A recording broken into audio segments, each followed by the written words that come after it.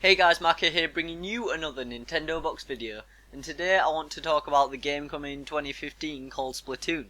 Now I'm sure you're aware of it if you follow Nintendo and the games that Nintendo are coming out with, because it's a fairly major one as far as steps into being an online presence go, and it is definitely a huge step in that, because Nintendo have never really had a game that concentrates so much on online. Now we see that in Mario Kart 8 because that has a pretty good online and it works quite well, but this Splatoon could offer a great chance to actually get into the competitive community, and that's kind of what I want to talk about today, because I'm thinking even though Splatoon has that aesthetic which is very colourful and it's very Nintendo and it has that whole kind of look to it, I think that at heart it is actually quite a competitive shooter. Because if you think about it, at the E3 when they showed the demo, there was actually so many different ways you could play this game. And there were the ways that you could use a kind of stealth technique, or you could just go in all guns blazing, or you could do all sorts of strategies and techniques, and you had to work together as a team. And that isn't the first time that we've seen team-based shooters, particularly first person, but also definitely third person, such as Gears of War, use this whole kind of team ethic kind of thing, and use different kind of tactics during it.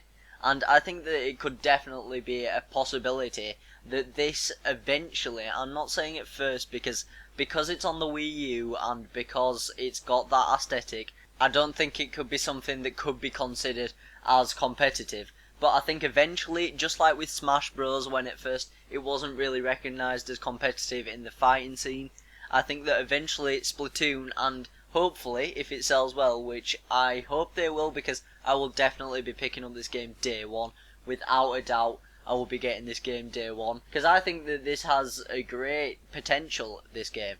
I think this game could be one of Nintendo's big franchises, and I think that it just has so much potential that could be tapped into, and it could kind of bring freshness to a community and a genre of gaming that is a bit stale, to be honest. It's overdone. Third person and third person shooters are definitely overdone, and they're very dark and dull, and they don't really have too much innovation.